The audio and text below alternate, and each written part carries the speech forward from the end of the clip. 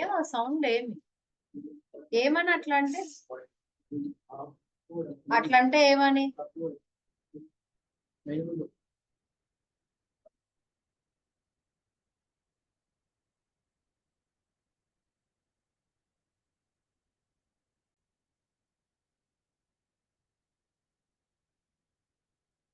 మధ్యలో అస్సలు డిస్టర్బ్ చేయొద్దు.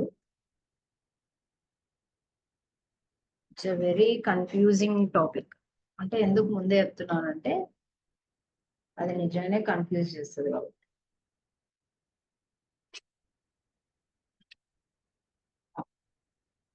Suppose one notification is released, ఓకేనా? ఈ నోటిఫికేషన్ కి కంపల్సరీ ఎస్ఎస్సి క్వాలిఫై అయి ఉండాలి, ఓకేనా? నెక్స్ట్ ఏంటి, ఏజ్ కంపల్సరీ గ్రేటర్ దాన్ 18. ఇంకోటి సపోజ్ హైట్ కంపల్సరీ 6 ఉండాలి. ఈ మూడు ఏంటివి కదా, ఎలిజిబిలిటీ క్రైటీరియా అంటాం. అంటే ఈ మూడు ఉంటేనే ఆ నోటిఫికేషన్ కి ఎలిజిబుల్. ఇప్పుడు నేను 10th పాస్ అయినా ఒక 2 years తర్వాత నాకు 18 వస్తాయంటే కుదురుతుందా? కుదరదు. ఏ టైంలో ఒకవేళ ఇప్పుడే మీరు జస్ట్ 10-26 అయింది కదా, ఇప్పుడు అప్లై చేస్తున్నారు అనుకోండి, ఈ 10-26 కే మీరు ఎస్ఎస్సి క్వాలిఫై అవ్వాలి, ఏజ్ 18 ఉండాలి, హైట్ కూడా 6 ఉండాలి. హైట్ 6 లేను, ఒక 1 year తర్వాత నేను పెరుగుతా అంటే కుదురుతుందా? కుదరదు. కానీ ఎల్సిఫ్ లో మీరు బాగా అబ్జర్వ్ చేస్తే ఖచ్చితంగా 70 ఉండనవసరంలా, 18 ఉండనవసరంలా, ఏ మార్క్స్ ఉన్నా కూడా ఆ కండిషన్స్ లో ఏదో ఒకటి క్వాలిఫై అవుతుంది, అంటే ఏదో ఒకటి సాటిస్ఫై అవుతుంది. ఆ సాటిస్ఫై అయిన దాన్ని బట్టి ఆ బ్లాక్ ఎగ్జిక్యూట్ అవుతుంది, అవునా? కానీ నెస్టెడ్ ఇఫ్ దానికి ఫుల్ రివర్స్. ఒకవేళ మీరు 3 కండిషన్స్ రాశారనుకోండి, 3 కండిషన్స్ ట్రూ అయితేనే మీకు అవుట్పుట్ వచ్చేది. ఎల్సిఫ్ లో అలా జరిగిందా? లేదు. ఏ కండిషన్ ట్రూ అయినా అవుట్పుట్ వస్తుంది. ఇప్పుడు మీరు మొత్తం ఎన్ని కండిషన్స్ ఉన్నాయి చెప్పండి, నాకు కౌంట్ చేయండి. 1 2 3 4 ఉన్నాయి. 4 లో 4 ట్రూ అవసరంలా, ట్రూ అవ్వనవసరంలా, ఏదో ఒక ట్రూ అయినా కూడా ఏదో ఒక అవుట్పుట్ అయితే వస్తుంది కదా. అట్లీస్ట్ ఏది ట్రూ అవ్వకుండా కూడా ఎల్స్ అన్న వస్తుంది, అవునా? నెస్టెడ్ ఇఫ్ అట్లా కాదు. ఒకవేళ మీరు ఆ డోర్ క్లోజ్, ఒకవేళ మీరు 3 కండిషన్స్ రాస్తే కంపల్సరీ 3 కండిషన్స్ సాటిస్ఫై అవ్వాలి. 3 కండిషన్స్ సాటిస్ఫై అవుతేనే మీకు అవుట్పుట్ వచ్చేది. That is the difference between else if and nested if. చూడ అవుట్పుట్ చూద్దాం, కోడ్ చూద్దాం. ఎవరు అది చేయరు? Nested if public static void main strings and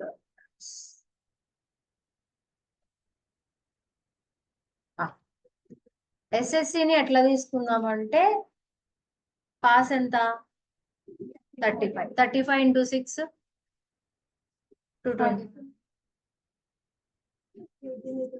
ఎంత? 35 into 6 ఎంత? 210. సపోజ్ మార్క్స్ ఒక 210 వచ్చి ఉండాలి, 210 వస్తేనే వాడు ఎస్ఎస్సి క్వాలిఫై అయినట్టు, అట్లా పెట్టుకుందాం. ఏంట్ మార్క్స్ ఈక్వల్స్ టు, ఇప్పుడు ఈయనకి సపోజ్ ఒక 230 వచ్చాయి అనుకోండి. నెక్స్ట్ ఇంకోటి ఏంటి, ఏజ్ కదా, ఇంట్ ఏజ్ ఈక్వల్స్ టు 23. హైట్ నేను ఫ్లోట్ లో తీసుకుంటా. ఎందుకు ఫ్లోట్ లో తీసుకుంటా? అసలు ఫ్లోట్ అంటే ఏంటి? పాయింట్స్ కదా, పాయింట్స్ ని డెసిమల్ నెంబర్స్ ని స్టోర్ చేసుకుంటారు. హైట్ అంటే 5.2 5.3 అట్లా ఉంటది కాబట్టి నేను హైట్ ని ఫ్లోట్ లో తీసుకుంటాను. సపోజ్ హైట్ ఒక 5.6 అనుకుంటా, ఓకేనా? ఇవి ఒక పర్సన్ కు ఉండేవి. నేను పెట్టే కండిషన్స్ ఇప్పుడు పెడతా. ఇవి ఒక పర్సన్ కి ఉండే marks, age, height. If marks greater than or equals to 210 and మళ్ళీ ఎన్ని పడితే అని ఉండకూడదు కదా 10th క్లాస్ మార్క్స్ అంటే, less than or equals to 600. ఓకేనా? ఫయాజ్ లాగా 1200 1300 రాకూడదు. మామూలుగా ఎల్సిఫ్ అంటే దీని మధ్యలోనేనా రాసేది? ఇఫ్ బ్లాక్ ఇది మొత్తం ఓపెన్ అయింది, క్లోజ్ అయింది, బ్లాక్ బయట ఎల్సిఫ్ రాస్తాం, అవునా? నెస్టెడ్ ఇఫ్ అంటే ఇఫ్ లోపల ఇంకొక ఇఫ్. లోపల అంటే ఈ ఓపెనింగ్ లోపల ఇది కదా లోపల అంటే ఇది బయట అవుతుంది. ఎందుకు? ఈ బ్లాక్ ఇది క్లోజ్ అయిపోయింది, క్లోజ్ బ్రాకెట్ ఇది. లోపల అంటే ఓపెనింగ్ తర్వాత అని అర్థం. ఇక్కడ చూడండి, ఇక్కడ నేను ఇంకో కండిషన్ రాస్తా. ఏం కండిషన్? ఏజ్ నాకు compulsory greater than 18, age less than or equals to suppose 27 ఇంత ఉండాలి. ఓకేనా? ఎంటర్. ఇప్పుడు ఈ బ్లాక్ దేనిది? ఒక నిమిషం, ఇది ఏజ్ ఇఫ్ బ్లాక్ కదా. ఇది దేనిది? మార్క్స్. అంటే మార్క్స్ బ్లాక్ లో ఏజ్ బ్లాక్ ఉంది, అవునా? నెక్స్ట్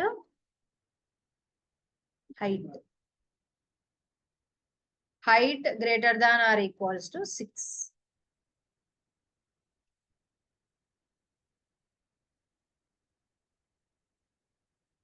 ఇది నెస్టెడ్ ఇఫ్ అంటే ఈ ఇఫ్ లోపల ఇంకొక ఇఫ్, ఈ ఇఫ్ లోపల ఇంకొక if.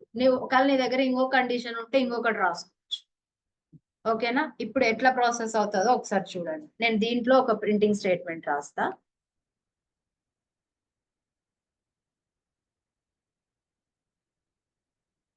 System dot out dot println లో ఎలిజిబుల్, జస్ట్ ఎలిజిబుల్ అని రాసిన అంతే. మీ ఇష్టం, మీరు ఏదైనా రాసుకోవచ్చు. బాగా అబ్జర్వ్ చేయండి. ఇవి ఒక పర్సన్ కు ఉన్న డీటెయిల్స్. పర్సన్ కి మార్క్స్ ఎన్ని ఉన్నాయి? 230 ఉన్నాయి. 230 is greater than 210 plus less than 1600, sorry sir, less than 600. అంటే ఇది మొత్తం ట్రూనేనా?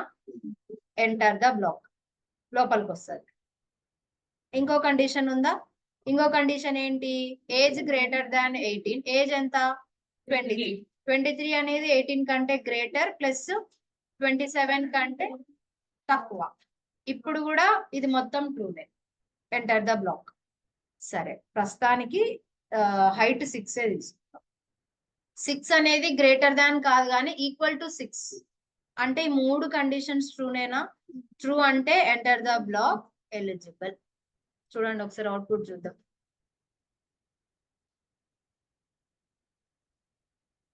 నేను నెస్టెడ్ ఇఫ్ డాట్ జావా అని సేవ్ చేసా. Java C nested if dot Java nested if. సరే, ఇప్పుడు ఇంకొక సినారియో ఏంటంటే ఏజ్ 230 ఉంది.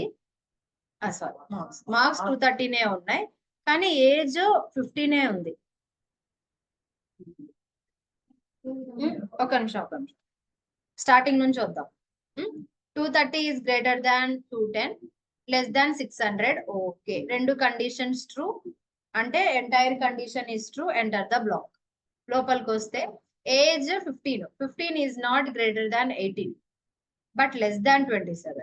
కానీ ఇది ఫాల్స్ కదా, అందులో ఒక్కటి ఫాల్స్ ఉన్నా టోటల్ గా ఫాల్స్. అంటే దాని అర్థము లోపలికి రాదు కదా, అవుట్ ఆఫ్ ద బ్లాక్. అంటే ఎక్కడికి వస్తుంది? దీని క్లోజింగ్ బయటికి వస్తుంది.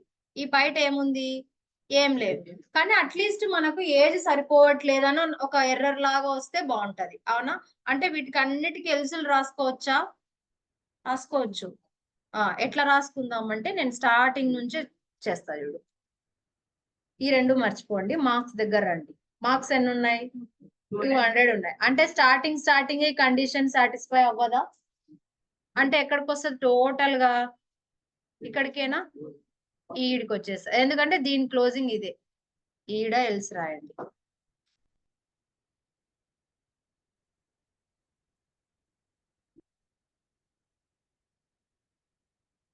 SSC is not qualified.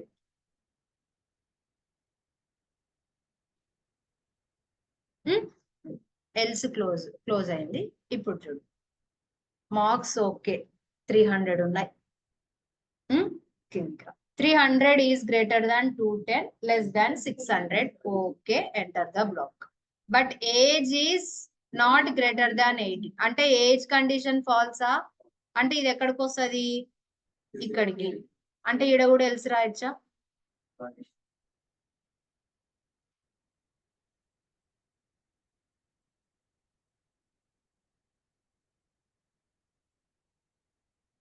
నేను ఆ ట్యాబ్ స్పేసెస్ మీకు అర్థం అవ్వడానికి, మీరు కన్ఫ్యూజ్ అవుతారని మీకు అర్థం అవ్వడానికి రాస్తున్నా.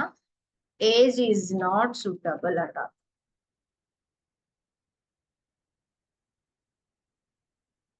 ఓకేనా?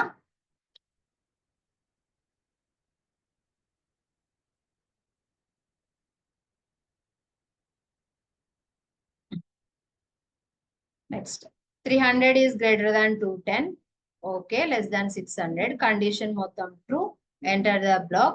Age also greater than 50, less than 27. Age condition is kuda satisfied. Enter the block. But 5.6 is not the greater than 6. అంటే ఈ కండిషన్ ఫాల్స్ కదా, అంటే అవుట్ ఆఫ్ ద బ్లాక్. అంటే దీని కింద ఏముండాలి? ఎల్స్ ఉండాలా?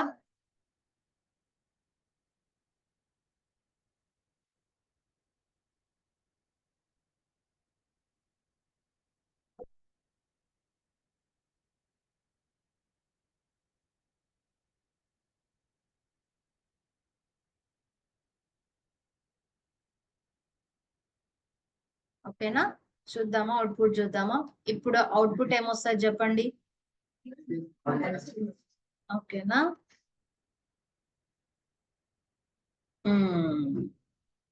ఎర్రర్ వచ్చింది. ఎవరికైనా తెలుసా ఎర్రర్ ఏంటో?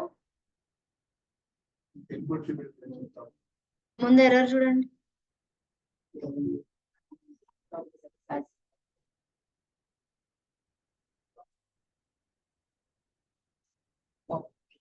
చెప్తాడు. ఎనీవన్ ఇన్ ద ఆన్లైన్ లో కూడా why I want the reason. ఎందుకు పెట్టాలి? ఇప్పుడు మనం ఇంటి తీసుకున్నప్పుడు ఏం ఐ పెట్టలేదు కదా ఇక్కడ. దీని దగ్గర మాత్రమే ఎఫ్ ఎందుకు తీసుకోవాలి? ఇప్పుడు ఇక్కడ ఏం పెట్టా? ఎఫ్ పెట్టానా? ఇప్పుడు అవుట్పుట్ చూడండి ఒకసారి.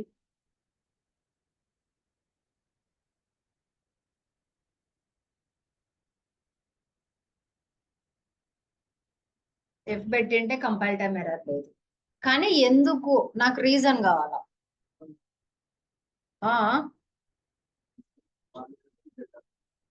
అవునా? ఎందుకట్లా చెప్పేసిన? అట్లా మీరు సైలెంట్ గా ఉండాలి కదా. Why anyone?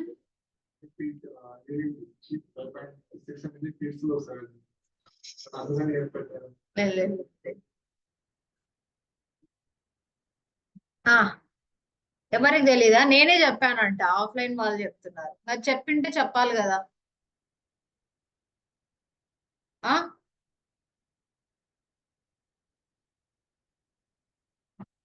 నేను డబల్ కాదు కదా ఇచ్చింది, ఫ్లోటే కదా. This is float data type, right?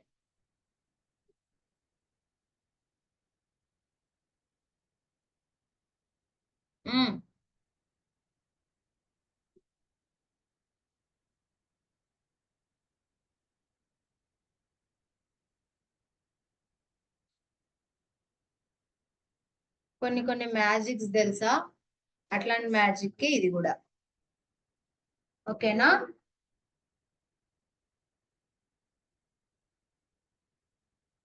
Why Sagar? Why నాకు తెలుసు. సాగర్ నాకు ఎఫ్ పెట్టాలని తెలుసు, కానీ ఎందుకని అడుగుతున్నా? వై? ఫస్ట్ నాకు ఫ్లోట్ కి డబల్ కి డిఫరెన్స్ చెప్పండి. What is the difference between float and double? రెండు డెసిమల్ కి యూజ్ చేస్తామా? రెండిటిని స్టోర్ చేసేది డెసిమల్ పెట్టడానికి కదా. What is the use? What is the difference?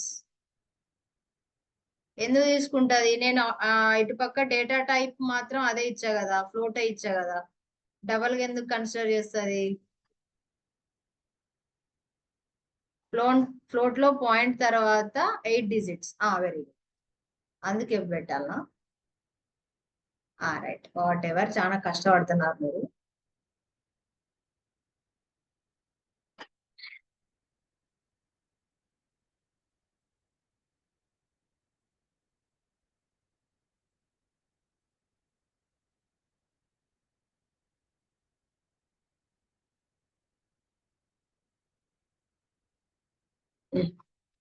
Float కి డబల్ కి సైజ్ ఒక్కటే డిఫరెన్స్. ఫ్లోట్ లో 32 బిట్స్ ని స్టోర్ చేసుకుంటాం, డబల్ లో 64 బిట్స్ ని స్టోర్ చేసుకుంటాం. సాగర్ చెప్పినట్లు పాయింట్స్ తర్వాత ఎక్కువ డిజిట్స్. ఇప్పుడు ఫ్లోట్ లో అయితే కొన్ని డిజిట్సే స్టోర్ చేయగలం. ఇప్పుడు ఇట్లా కొన్ని డిజిట్స్ మాత్రమే స్టోర్ అదే డబుల్ లో అయితే పాయింట్ తర్వాత దాదాపు 8 డిజిట్స్ వరకు స్టోర్ చేయగలం. ఓకేనా? కానీ నేను డేటా టైప్ ఏమి ఇచ్చా? ఫ్లోటే ఇచ్చా కదా, కానీ పాయింట్స్ కూడా తక్కువే ఉన్నాయి కదా. ఒకవేళ నేను ఇక్కడ ఒకవేళ ఎక్కువ పాయింట్స్ ఇచ్చిందంటే ఇక్కడ ఫ్లోట్ ఉంది, ఇన్ని స్టోర్ చేయదు అనుకోవచ్చు. అవునా? నార్మల్ గా డబల్ తీసుకోవాలి, డబల్ లో అయితేనే ఇన్ని పాయింట్స్ ని స్టోర్ చేస్తాం అనుకోవచ్చు. కానీ నేను ఇచ్చిన తక్కువ పాయింట్సే కదా, అయినా కూడా స్టిల్ ఏమని చూపిస్తుంది? ఎర్రర్ చూపిస్తుంది. అది ఎందుకంటే బాగా గుర్తుపెట్టుకోండి, జావా మొత్తంలో కంపైలర్ ఉందా? మనకి ఎర్రర్స్ చెక్ చేసేది కంపైలరే కదా. ఈ కంపైలర్ ఏ డెసిమల్ నెంబర్ ని చూసినా సరే దాన్ని డబల్ అని అనుకుంటది. ఈవెన్ 1.2 యాక్చువల్ గా ఫ్లోటే, మీకు తెలుసు, నాకు తెలుసు. ఒక్క పాయింటే కదా ఉండేది, ఇది పాయింట్ తర్వాత ఒక్క డిజిటే ఉంది. మనకు తెలిసి ఇది ఫ్లోట్ అని. కానీ ఏ డెసిమల్ నెంబర్ ని చూసినా కూడా compiler will treat it as double data type. ఓకేనా? డబల్ అంటే దాని అర్థం 64 బిట్టా, కానీ మీరు ఇక్కడ డేటా టైప్ ఏం రాసింటారు? ఫ్లోట్ రాసింటారు. 64 బిట్ 32 బిట్ లో సరిపోతుందా? సరిపోదు. అందుకనే లాసీ కన్వర్షన్ అని చూపిస్తుంది ఇక్కడ. పాసిబుల్ లాసీ కన్వర్షన్ అంటే ఇటు పక్క ఉన్నది డబల్ వాల్యూ 64 బిట్, మీరేమో డేటా టైప్ 32 బిట్ రాసినారు. ఈ 64 ఈ 32 లో సరిపోదు, లాస్ అవుతుంది డేటా అని. ఓకేనా? అందుకని మనం ఏం చేయాలి? డోంట్ కన్ఫ్యూజ్, ఇది డబల్ కాదు ఫ్లోటే అని ఎఫ్ పెట్టి చెప్పాలి. వీటికి అంతటికి ఏం కాదు, ఇంటీజర్స్ కి అంతటికి ఏం కాదు, ఓన్లీ డెసిమల్ పాయింట్స్ వచ్చినప్పుడు మాత్రమే ఆ కన్ఫ్యూజన్. ఓకేనా? Is it clear? మీరు ఫ్లోట్ ఎక్కడ వాడినా సరే లాస్ట్ లో ఏం పెట్టుకోవాలి? అది కంపల్సరీ. మీరు పెట్టకపోతే ఎర్రర్ వస్తుంది, కంపైల్ టైం ఎర్రర్ వస్తుంది. ఇప్పుడు ప్రోగ్రామ్ లోకి రండి, చెక్ చేద్దాం అన్ని కరెక్ట్ గా వస్తున్నాయా లేదా.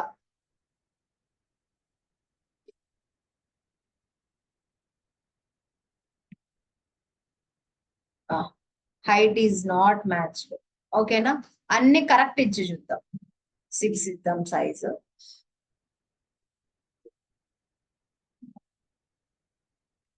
అన్ని కరెక్ట్ ఇస్తే ఏమొస్తుంది? ఓకేనా? నేను టైం ఇస్తా రాయడానికి. ఇది ఒక చిన్న టాపిక్ చూద్దాం. డెసిషన్ మేకింగ్ ఓవర్ 4 అయిపోయినాయి. If else, else if ladder, nested. ఓకేనా? నెక్స్ట్ ఏంటి? లూపింగ్స్.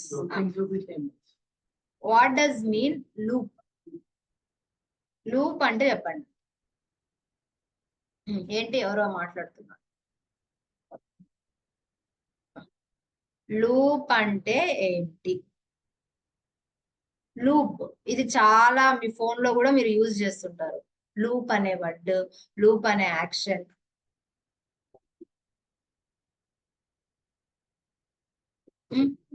ఇన్స్టాగ్రామ్ లో కాదు,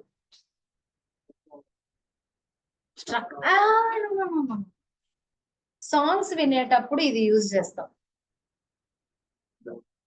ఇటరేషన్ ప్రాసెస్. జనరల్ గా చెప్పండి నాకు. ప్రోగ్రామింగ్ మొత్తం యూజ్ చేస్తున్నారు లూప్. సాంగ్స్ లో ఎక్కడ? నేను హింట్ కూడా ఇచ్చా కదా సాంగ్స్ అని.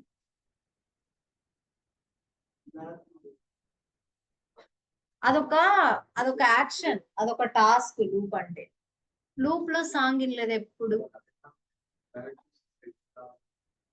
ఇక్కడ ఇట్లా ప్లే బటన్ ఉంటదా, ఇక్కడ ఏముంటది